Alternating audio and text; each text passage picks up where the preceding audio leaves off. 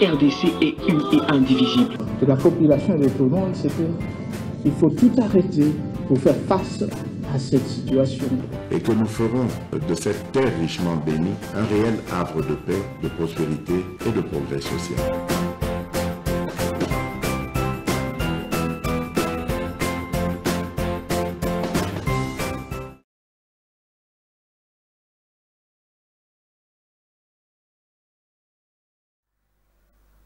Mbotena bino, tupesi bino merci ndenge bozolanda MK Base officiel to souhaiter bino dimanche malamu bino bato bozui occasion ya kolanda MK Base officiel. Vous nous suivez partout à travers le monde, vous partagez nos émissions, vous allez liker, tope commenter yango topesi bino mbote.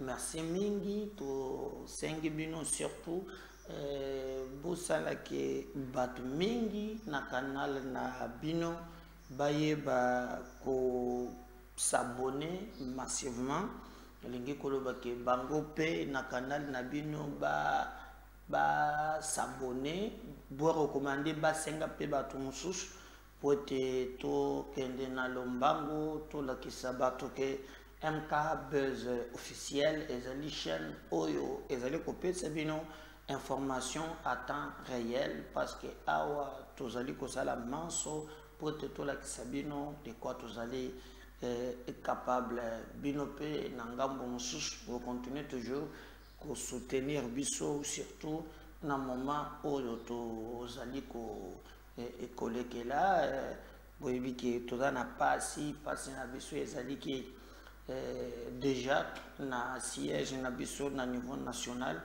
Tout se retrouver que siège wana tout gagner qui na bavoie ebele bachi neve ya bati lokwebo kombo na ye Emmanuel bati baseme donc lui qui n'a que 200 voix dossier et dans le niveau ya cour constitutionnelle. Nous pensons que bazouzi bakokota likambo wana et nous avons même lancé un appel pour que le président de la République les garants et bon fonctionnement des institutions. Ce qui est vrai, tous alipé, même Moussousso, Bazombenga, homme fort, Bazalipé impliqué liément dans Babiloko ya Ndenge et Wana. Mais nous avons dit que le deuxième mandat, ce n'est pas un mandat ya homme fort, mais que le deuxième mandat est le mandat ya tout bazana souci, topé volonté. Il y a qu'à servir le peuple, raison pour laquelle Toko Bundela, c'est un combat de vérité, quelles que soient des menaces, quelles que soient na moni basali blague moko akeo akeko porter plainte puis je n'azo porter ba partisan distraction et mauvais goût. Nous pensons que rien ne peut vraiment changer notre détermination, notre volonté est inébranlable. Pour na na droit, on a vu surtout que le peuple avait décidé que Tofanda be Besika wana. Tokobeta lisolo namoni déjà ba opposant ba non ça que balobaki Félix Tshisekedi a bandé le sous ba voyage vraiment il y a tour balobi wa ingasela suki mangela c'est le tour du monde. Pourquoi ils allaient na invitation moko Bapesa qui est président de la République pour de répondre na Italie, na Rome, nous avons na rencontre à Moko. Alors, tant que nous spéculer, raconter n'importe quoi sur ces dossiers, nous avons tenté de vérifier l'information, les informations qui nous viennent, les alliés officiels et aussi na Monoko ya porte-parole, il y a président Tina Salama à lobby. Mobembo ana solo ezali mais Félix Tshisekedi a kokende na yete ba bazolo bagaza mangela bandile sous ba voyage ba yebite lorsque bazali ko annoncer que ba bengi simboka na forum moko boy ilingi ko do bateka kake na forum wana ezali nécessairement président Sengeli akinde. Aujourd'hui nous donne information au bazo partager na ba groupe na ba nini ezalukuta. L'actuel président a se déplacé pour na Rome, na Italie, azanaye awa parce que makambo oyako sala ezamwa mingi eye azali bloqué topé lié na likambo et Niwana. Mais pour le reste, en tout cas, toko tala yango de près, ndenge nini ba Congolais ba zali kolobela yango na makambo mosusu toko beta le solo na mission na biso na mokolo ya lelo boyebi banda lobby to yebisi bino que il y a des choses quand même oyo ezo comme drôle et namboka na biso soki opposant a sali likambo topé balandelier bakusi na likambo. Premier élément ezali démocratie za bafoué botala boye na boye boyebi ke avant élection par exemple Motuba Bengi Muyambo Jean-Claude abandaki kozala bandakala na Moïse Katumbi. D'ailleurs avant azalaki na Tshisekedi mais tango traîné Muyambo alongwe na ye na la veille à campagne électorale et à rejoindre Félix et Tshisekedi, bien que pour rejoindre Naye, nous n'avons pas vu vraiment à saluer la déclaration moi mingi. Alors, par information comme la biso c'est-à-dire Katumbi a écouté kalana bras droit moko qui s'appelle Charles Mwando Simba. Mais Muyambo, selon lui, à lobby malamu ba tu oyo bazana régime bakotaka kate na jouissance parce que yebi ke batonso bazolo ba ke opposition est faible opposition oyo et ça il comme mon côté. Alors lui a dit attention, il y a aussi des plans oyo batu ba cause la des fois surpris balo baté kaka ke opposition est faible. Donc nous risquons ya kokota na ba schéma moko oyo ezali kitoko et surtout na ngambo ya Katanga wana boyebi comment bato ba bandaki kozela désordre ezala moi-même. C'est maintenant même que tension wana ekitaki. Alors c'est pas quelque chose qu'il faut négliger, aliko alerter pour na kotala penza vraiment à quel niveau ko diminuer influence il y a à Katumbi. Katumbi veut maintenant prendre place. Il y a porte-parole, il y a opposition. Vous voyez, à sa place, il y a porte-parole, il y a opposition. Pour être à la fin, alors quand Dengenini a rebondir en 2028. Je vous ai dit, dans l'émission de Lobby, biso, on s'est biso ko alerté, mais bao bazana mato ya koyoka, bakoyoka, nan Dengenini. Parce que ce que vous avez maintenant très bien, déjà dans l'union sacrée, agitation et zali. Nano kutubati gouvernement en place moni agitation bomoni comment makambo ezali. Et d'ailleurs les autres accusés même caméra déjà d'avoir composé bloc où il accompagné en 2028. Il que caméra se voit déjà candidat président en 2028. Et dans cette histoire là, n'oubliez pas que bazolo bageka tombi déjà bandi contact oyo ndenge na koke kozwa bato o ba ko accompagner déjà en 2028 mais bazana Félix Lelo.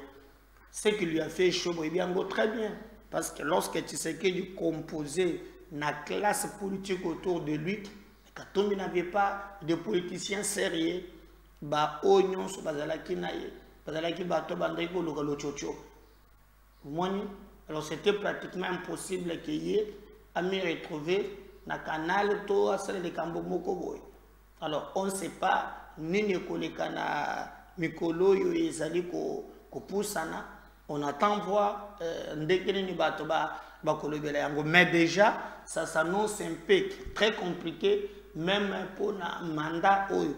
Lobby na ebisa ki bino que c'est le mandat le plus agité. Il y a des qualités politiciennes, il y a des nous risquons, biso peuple, de regarder les politiciens en train de s'entretuer, mais biso moko, toloka ndenge nini, il y a qu'au rebondir. Mais tout cela, et pour ça, le Messie seulement si, président de la République, nos services, qu'on a vraiment concentré, na kota la problème, il y a des Congolais qui qu'on s'est lancé kakate na biloko ya koele la pouvoir parce que là, on a eu un peu sombre.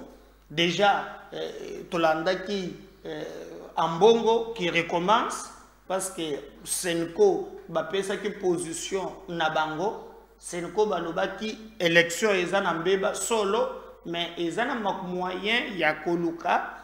Bango va accompagner Tshisekedi Félix, président de la République, dans le deuxième mandat. Alors, Ambongo a sali sorti moko sur le lobby, mais ezali soni, ezali mawa, po batu nyonso bamoni ke eza ya moyibi. Alors, et moyibi ango alobi ezoka moi po ndenge Kadima abimaki po Kadima tango azo lo makambo azo pesa résultat ya ba conseiller ye moko na lobby que sont nommés. Donc alors Ambongo a récupéré peu phrase à lobby mutukutu azali ko tia makambo ya mapona lobby que sont nommés donc anomaka na yende bat. Alors on nous a même dit que l'évêque oh il y a Lubumbashi évêque il y a Lubumbashi Fulgence Muteba yepe ba komi ko noé ba contact comment ni Katumbi a koke koloka ke à rebondir sur ces dossiers et cause à la MP mois passe. Donc nous pensons que ils allaient vraiment moment où il y a politique très agitée et nous demandons na peuple na biso de ne pas faire confiance na ba politicien oyo tope bande ko bazali ko utiliser bango nde tozomona mikolo yo et cause à la MP passe mais kasi bayeba ke ba politicien bazana ba calculer na bango mais le peuple est azala vigilant. Alors pour éviter qu'est-ce qui va se passer parce que nous apprenons même que même les gouverneurs oyo azali en place qu'on a Jacques Kiabula Lubiluno 90 yepe azali comme on un peu makambo compliqué pour éviter que même na élection législative nationale ali yepe ka boyenga yepe azala ki penza ko yo kanate ses services bah la question que au moins azala ki bien qu'il a récupéré cela azala ki député provincial.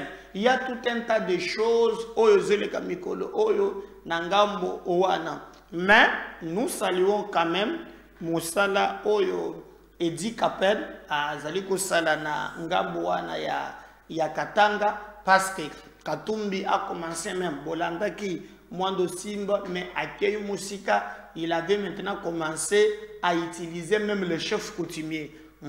Bougake même le chef coutumier Bazolo Bake ndenge za awa voilà Kasayen ce qui a koufi donc parce qu'il y a dit que ce qui tension moko boye et la mouki ce qui tension moko boye salami ye muto ko tirer dividende nangamboane comme l'opposition ezali en panne de stratégie l'opposition bazali incapable ya ko travailler alors il faut maintenant créer ba tension pour s'attirer vraiment sympathie ya communauté internationale comme bango bazaba expert na kotanga makambo ya bibembe donc ceux qui bibembe bakofi et refi na France 24 balobi c'est que makambo eza bien. Alors vous avez vu comment Edi Kapel a dû maîtriser cette situation. Il y a un chef coutumier, je crois que Tomboko Landaye makambo ya lobaka parce que c'est très important et pour le moment chef wana a échoué.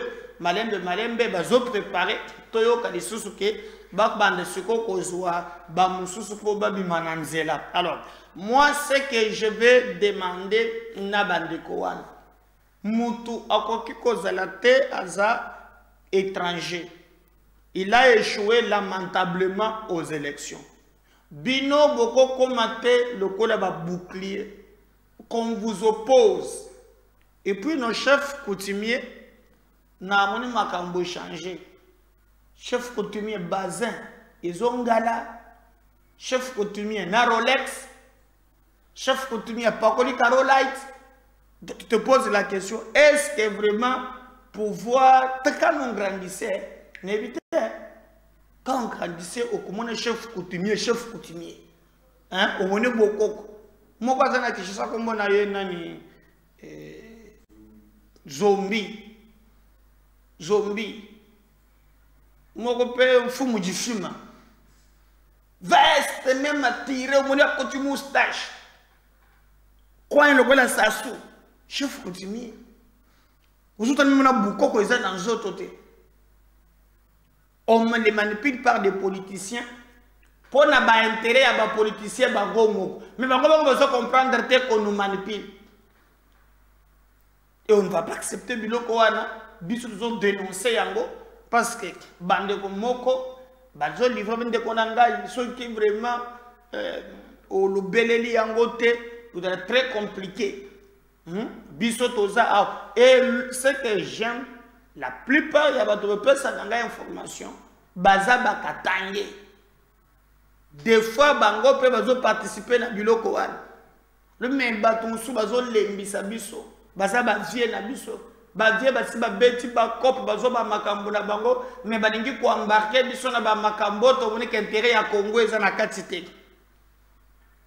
Et là maintenant comment si l'opposition n'arrive pas à mobiliser mais maintenant déjà na ba mboka wana ba chef coutumier webi ka attaque ya suka oyo ba attaquer Katumbi lobi mais comment même na Katanga na chef ya Azali ba pesi ke bato batambola mokolo ya investiture ya Félix Tshisekedi à la fin ta mutu moko ta tamboli bato balobi mais ce n'est pas possible, c'est que ça ne marche pas. Alors comment maintenant venger, comment coloca keno ezongi qui se compter à zéro, c'est ce schéma là qu'il emprunte. Nous vous disons que ekolekate to sengi na bande konabiso ceux qui va utiliser yo yeba que on utilise par ces politiciens pour n'aba intérêt n'abango moko oye koleka nango rapide. Mais le plus important c'est de nous concentrer sur l'essentiel. Il y a kolinga ke mboka na biso ke ndele boso to se laisser emporter par des politiciens sans foi ni loi oyo bazali en réalité kota la ba intérêt na bango mais biso to sala manso poto bunda pour que mboka na biso et retrouver vraiment image réelle ya o ba bengi République démocratique du Congo. To fanda pe un jour to mettre les solo ya développement, to mettre pe les solo ya nzela, to mettre pe les solo ya emploi, hein, au lieu que to mettre ka toujours ma solo ya ba politicien ndenge bazali kozala. Et makambu susu ya ko attaquer ba bikolo esila. Bolanda kanga mwa mingi makambu wana toyoka yango te sengele sila. Tola ke saba congolais ke biso moko tozali ini. Lorsque ozoyoka un chef coutumier à Zolo Bakeno, Ndengeza Awa, Soki Kasaya, Koufi, Bakonde Bembete, Basa le second angoni. Bati essence Batumba. Ce que Zolo Bawok, en taba maï, Bame la maï na bisote. Ce que Bame la maï mine, Bango Wanda Bota maï. Je comprends rien. Et lorsque vous avez il y a un politicien qui se cache. Vous avez suivi, dernière sortie à Charles Mondo Simba. Nous allons gagner quoi? Ce que Congo est Pelimoto. Nous allons gagner quoi? Ce que Mboko est Pelimoto. Tout travailler main dans la main. Tout la qui s'abat, tout ça uni. Tout la qui s'abat, tout alliés ensemble. Et donc, mon côté, et qui empêcher bisoto réfléchir, topé tous ensemble. Le plus important pour nous, en tout cas, Ezali, il y a Koluka, défendre l'image, il y a Mbokanabiso. Le plus important, ce n'est pas de laisser les politiciens wana bakabola biso, mais biso moko peuple ndé tozala vraiment à l'auteur ya kota la makambo wana. Namoni, par exemple, Dani Banza. Le problème aussi, il y a Félix Tshisekedi. Je crois que même le résultat, où il y a une élection, Ndenge et Bimi, il a qui si clair, Babisika et Belé, Batuming, Bazate. Regardez, il a gagné bien sûr, mais le résultat, il y a espace Katanga, il a qui ça qui vraiment, Makamboza compliqué. Nayoki même ce matin, quelqu'un m'a écrit à l'Obik, honorable Bozolo Belate, na makambo ya Jilingunga, aza gouverneur oyo balongola ki, bayoko zongi sans place. Pour les bazoa qui zèle soucié na makambo ya détournement. mais comme azana ba homme fort na Kinshasa baza protégé bazo le belé Kambouana te et même le résultat de l'élection bomonaka des élections fiasco. Alors ce que ezali bongo c'est que bato mususu même les baza pembe na Kisekedi bazali ko travailler pour lui était. Alors le erreur il y a mandat passé qui va corriger à corriger ba mbebani nyonso les amis tout allez comme mituna. Parce que nous apprenons par exemple que nous bato moko wana même jusqu'à présent bazo continuer que la puissance puis que ça la makambo impossible. Alors si le président ne prend pas ba mesure yo ezali ko la kisana mukilike ye azali na makambo wana te to boyi e ya kokoma lokola tango ya Kabila alobaki ke non abandeke ko lukakaka 15 collaborateurs so gazala kina yango. Donc c'est le moment où il paye bakeno azana obligation ya kusala par tous les moyens pour te défendre intégrité territoriale ya mboka na biso surtout a mis à l'élande vraiment très prudent l'entourage en aïe. Mais pour le reste voyez que tension oyo et katumbi na bloc na ye bazo bongisa toza la vigilant to sengi na ba service na biso ndenge bazali wana. Je crois même, Bokotala, je veux vous rafraîchir la mémoire et regardez comment il avait déjà commencé à préparer le chef coutumier, hein, que le pays s'embrase et lui a tout intérêt, il y a côté dividende, un embrasement. Comme les Congolais, mingi, après à se diviser, le pouvoir traditionnel, ancestral qui est appelé, il y a qu'à protéger Bokoko. Un pouvoir maintenant qui prend position pour un étranger, nous nous posons la question si ils ont le pouvoir traditionnel, il y a solo. TV et la radio T, je vais vous rafraîchir la mémoire. Et ce qu'on prépare sur le terrain, et Yango. Je reviens juste après.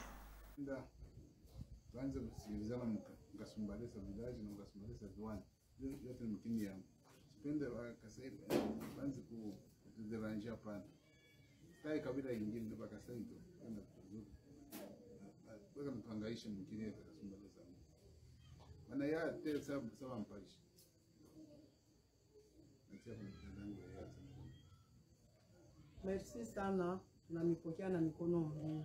Shie tuko balamba. Tena balamba bakinya balamba bazuri. Hatuna naturalism hasa tutachakula kabila fulani. Jushi tunaona wote ni banduku yetu. Kama leo mnaone hivi mlikuwa ni mpodi humu. Nzuri ya roho yetu mzuri. Njoo hii banduku yetu banakuwa kuyala tunabapokea ni banduku yetu bakwetu ikale. Me huku leo inatufikisha kumwisho. Abana na mapendo. Wonjo banaleta tribalism. Abapende shi balamba tuikale musalama. Banapende ikasumbalesa bo babebe mujini na kwa ni yabo bo bakasai. Sibeli tukutaka shi balamba benye shi babuchafu tuko humu. Tunabapokelea na mikono mbili. Sasa bo banakuwa sabi kwazo kwetu shie. Njoo tunasema hivi. Kwanza siku ya jana ile fujo ilitokea.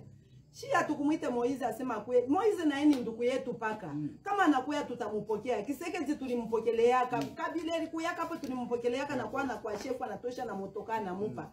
Mbele Kisekezi ashia mpa hapo na kintu chef. Tunampokelea ni ndugu yetu tuikale. Mei banafanya kwanza jana tunasema hivi. Kasai wote ole ashina na kishima mwake mumpango ashita kunwaka mai pa kishima kia Mulamba. Pompi yetu akutashotaka Kasai mai. Bulongo bwetu tuko na kanyanga Kasai asitajikaka. Kama banakufa bache kufwa. Kama banakufa banze kukanika banabeba minofu yabo ya kukauka banenda kushika kwabo nako kunikalaka tuvudi. Huku kwetu ubu bulongo bwetu babankambo belituachiaka. Ubu bananza kutufuatilia na kipango bapomone. Lakini tunakatala kushika Kasai. Tulibapokelea kashi mikono mbili asani banduku yetu. Mekile banafanya kutoka leo. Tunabanao amo mai. Bobe nyewe bafanye asharje yabo kule batenda kushika. Kama ni Kinshasa, kama ni Kulumbashi, memu jini ya balamba ya kasumbalesa ya shefu Kombo. Tunakatala tubudi. Ata kukasangiri. Ata hapa petu pa Mupundu. Ata hapa Chiwaya. Hakuna mtu batajikaka Kasai. Ashina na pa umu. Ashina na bulongo umu. Omwe banze kukanika. Kama ni kupika bapike bakulie. Bashi bo banakuliaka. Me tunakatala kutoka leo hapa tuko nasema hivi. Leo le 15 le 15. Le 25 leo. Tunakatala bulongo bwa Nkombo kujika mukasai. Atupende tutangane madamu ya kujika. Tunakatala shina shitu kwenda tuburi yetu. Na bo batafute bulongo bwabo wa kutoka mjini ya Nkombo. Ya Kasumbalesa village. Tunakatala. Tulianza kuangalilia mpaka kule kumadwani. Ini fwa bakuye bafuatililie chef bakuye bapomone nyumba. Binekalaka ako bya vile. Shikuka nishi tutatoka huko tukende kule kukasai, tukende kunyang'anya pouvoir. Mushakubiona kapo wapi? Abikalake kwa tashi kumoya mpaka haba atuyue kile bedi tufuatia humu. Lakini tunakatala kutoka leo hivi tunasema hapa. Abana na paya kujika. Tunabakuta beko na maiti, tunabachoma. Na maiti kumoya tunachoma. Hata banakata kile batabafuata mutuburi. Batabachoma, maiti batachoma. Abana na paya kwetu. Tunabanawa mu tunabakatala vile banasema shinjo benyewe ba pouvoir mukuluari mule besha kujala mukule besha kujala hatu bafuata chefu ni wakimya kulikuweka hapo kajile lipelekaka batoto mule anze kupata hako na yeye anchu kumkatalia hii pouvoir kunia bakasaya aina ya balamba chefu Nkombo atumuyue bana mukatala chefu Kombo mwenye bulongo bana mukatala bana munawa bakasai bana beba ma pouvoir yote na kwa ni yabo mukuluari tukitake paka bo byote mamila mbu yote banabebaka. Shi tuko mpaka hivi na macho tuko na bangari. Njoo tunaona sema huku tuko nenda tunafikia kubaya. Tunakuwa nabo mpaka. Hivi tuko nasema ba mashikio bale ba akili banze eko tu kuliendea bo benyewe. Atuyafanya action moya ya mbaya. Banze tu kulie. Mishimu inashirika sasa. Mishimu itaanza kumeza ni bulongo obu butabameza tu butapasuka bunamba meza mpaka bo. Basho mambo batabakia, ba mambo bulongo butabameza hivi niko nasema hapa butabameza. Kwanza leo hapa tuko nasema. Bulongo butapasuka butabameza. Omwe uliashi kubabake kukintu kia shefu Nkombo kulia. Beko na kulia mama kutapa kichwa kia shefu. Bapite mmakuluari makuta ya shefu. Bapite kuma servisi yote tina kote beko na kitakana kulia makuta ya shefu shatu bafuataki. Lakini action banafanya siku ya leo inatushirikisha maro. Voilà, j'espère que Bolandi, nous sommes mais Dieu merci, on nous apprend quand même que le Komoko, malgré le Kaki, ça ne marchera pas. Le deuxième mandat est un mandat très compliqué. Vous voyez que les appels en dehors, il y a Oyo, deuxième schéma. Na landi la John Numbi et la bateau baza pembeni na bango. Il faut maintenant, comme Félix Abimi président, bango pe baluka moyen kondekni ne bakoki ko kata même katanga wana ba diviser ba komisa yango province à part. Je crois qu'il y a une deuxième émission toko beta lisolo wana d'ailleurs nous avons vu comment il a fait Kolowe qui diplôme il y a Kabila et consort. Donc il y a toujours un agenda caché au ezoleka awana Kinshasa bameka qui est simbité mais maintenant ils ont un plan moko oyo ezali penza malamuté plan wana sengeli bale kisela Katanga na ba province mususu bazo trouver que peuple wana azali uni peuple wana aza vraiment soudé contrairement na bande kumususu oyo bazali un peu concédé mais batusuba bisenga pende komeda même biso awa tokondima bindima ndimate bato oyo bazali na ba cop ezaba o bayebani biso toza na katite balobe bakamu ya ba politicien bangonde babetaka ba cop mais biso nyonso tokotaka na ba cop na bangote ba oyo lobelobelaka bango bazalaka muke. Et c'est là où je comprends. Mais quand déjà, le chef, bazali kozala trempé, na biloko aboye, ezali ko pesa biso motema passe. Donc nous comprenons aussi que pouvoir je rappelle un ministère moko réglaka ba biloko bon, ezala ba chef coutumier, ezala ba politicien, quand vous écoutez ba propos bato bazo tenir, ezala ba propos moko incendiaire. Alors, c'est le pouvoir public où Sengela qui vraiment appelé à régler cette situation. Ce que le pouvoir public régler en côté, to komona te comment to côté les makoloba qui bat tel nde basaleli ikambo owana eza pasi na motema me tozobunda na lisungi na nzambe po ete makambo matambola correctement. Mais déjà plan mosusu oyo bazotia en place yango oyo qu'il plaît qu'il neige ba utiliser bana mike balatisa bango ba biloko moko boye na nzoto comme ça soki bayebisa bango te soki babeto lisasi ekokota te kendo bunda mes petits bazoko sabino hein. Moi je connais bien moko ba tie ko sala biloko oh ata oyibi na moi ba ko monote.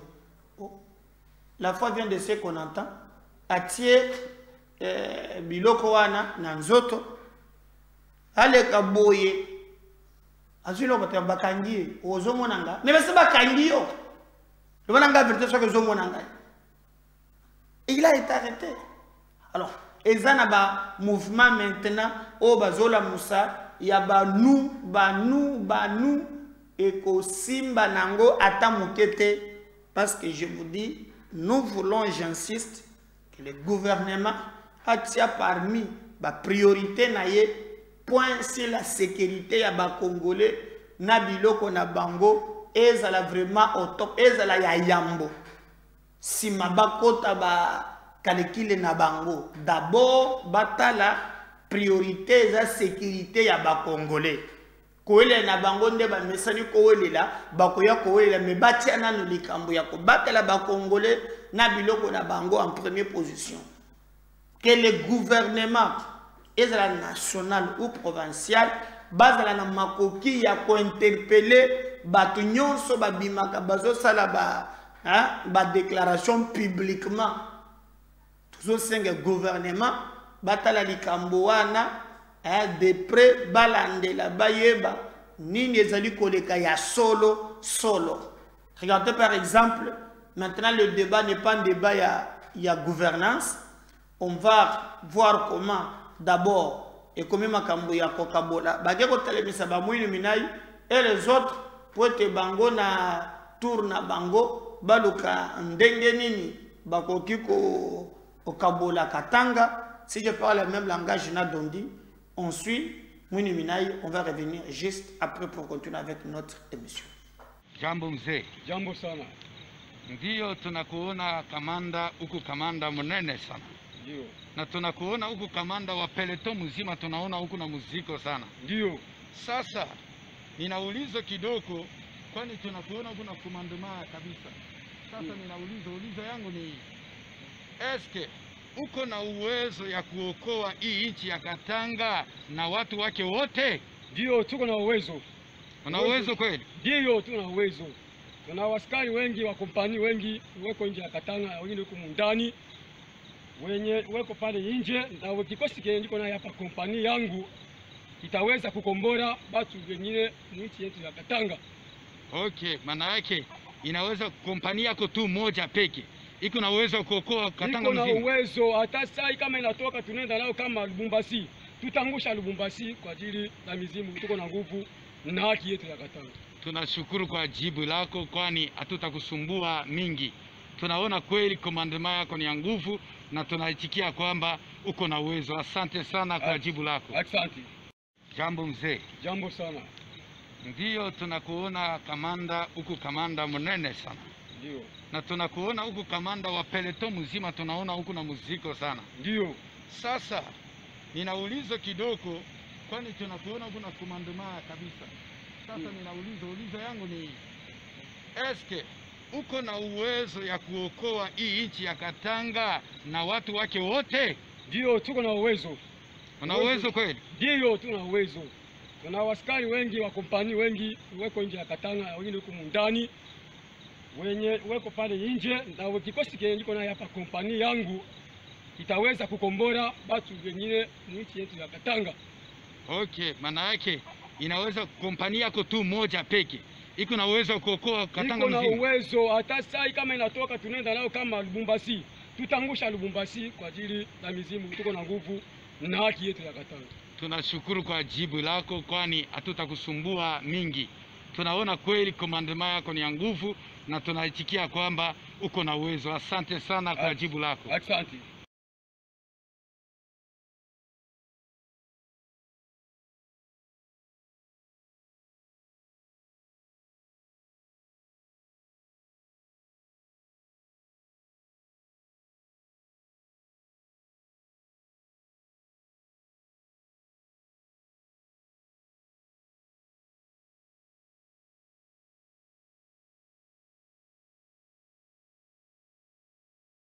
Notre vaillant, je suis en train de mettre en garde la communauté kassaïenne vivant à Lubumbashi dans la province du Haut-Katanga.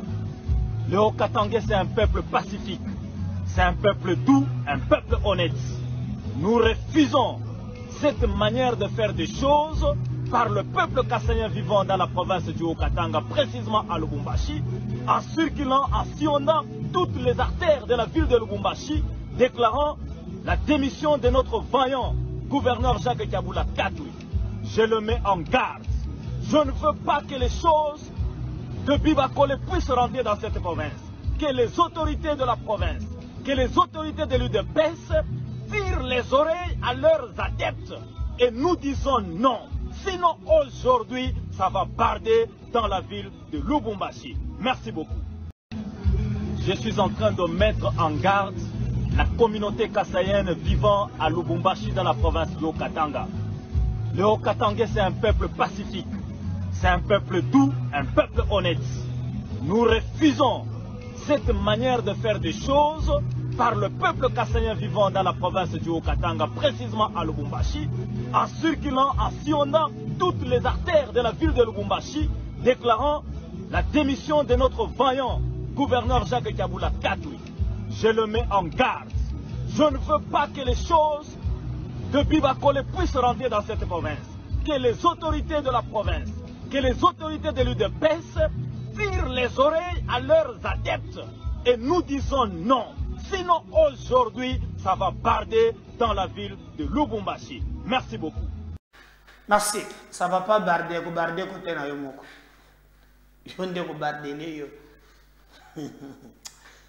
Partagez les liens, abonnez-vous. Je reviens tout à l'heure. Deuxième émission.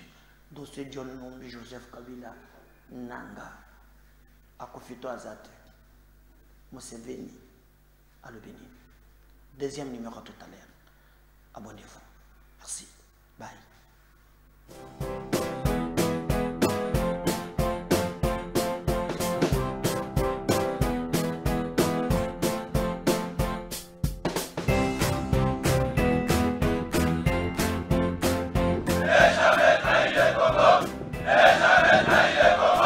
La RDC est une et indivisible. Et la population et tout le monde, c'est qu'il faut tout arrêter pour faire face à cette situation.